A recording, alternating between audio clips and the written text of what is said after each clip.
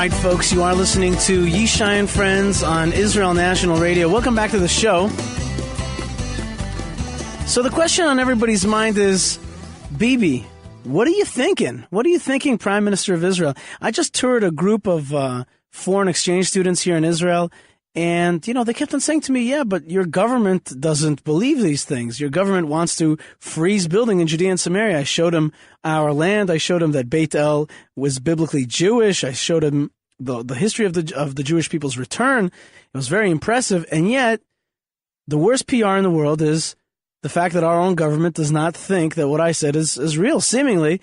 How do we know that? Because our government, especially our prime minister, has agreed in what he calls a bold step to stop construction in Judea and Samaria, stop any new construction, and even stop construction that has been approved but has not begun.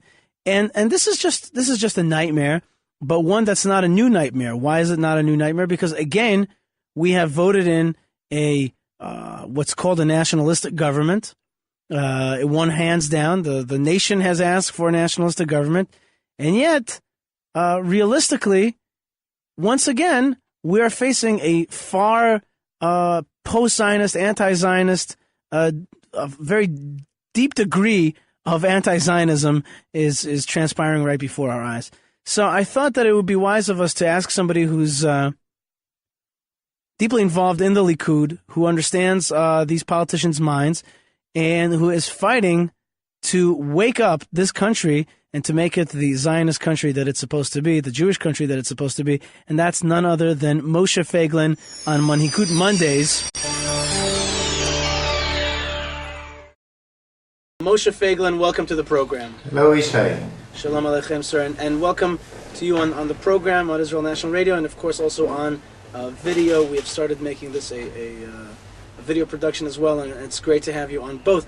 But please help me understand, why is it that my prime minister is stopping my community from building?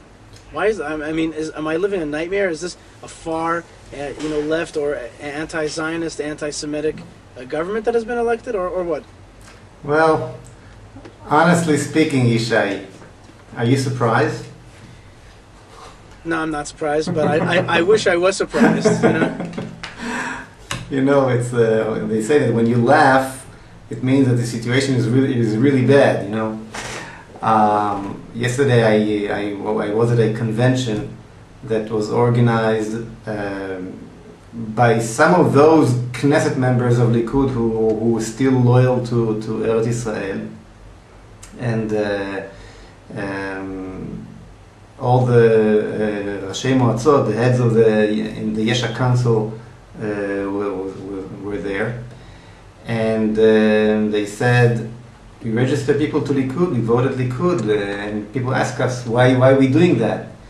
And then I said to them, when I came to speak, I said, we did that because if we wouldn't do that, even this convention would not taking place, and there would have been no opposition inside Likud to what Bibi is doing. The question is not if Likud will do what it does. The question is which direction it is going to take. The question is not if it will be the Likud. The Likud is the only leading party of the national camp. The question is, where is it going to take us? And only by joining the party we become part of the game. So okay, if we have Knesset members who are doing that, it's only because of that.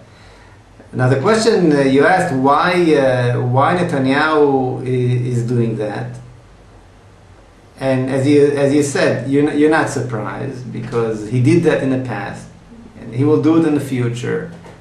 And I said, I don't know how many times, that this is exactly what he is going to do.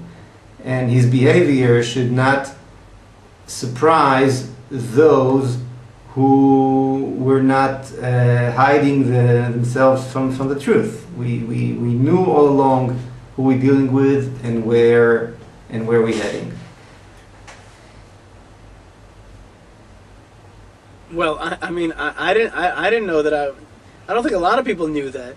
and I don't think a lot of people expect this. I certainly didn't expect it from people like Benny Begin and Boogie Ayalon, who were supposedly the more nationalistic elements in the Likud, and suddenly, these people are, talking strong, and there was even a time where it seemed that Boogie was coming on board more in line with your type of thinking, and now we're seeing that, in fact, it's not like that. They're voting against it. Just like Netanyahu voted for the eviction from Gush Katif, we're seeing, that evil inclination come up. So please help me understand,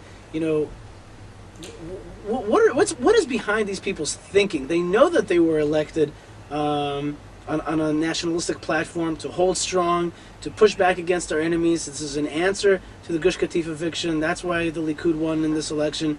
I mean, this is an answer to Olmert. This is supposed to be the opposite of that, and yet it's actually more Olmert than Olmert. Yishai, for the last 15 years, at least 15 years, I'm explaining and writing the one major point.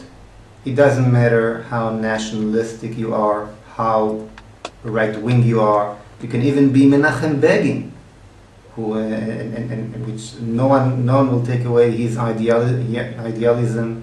You can be a hero like Ariel Sharon.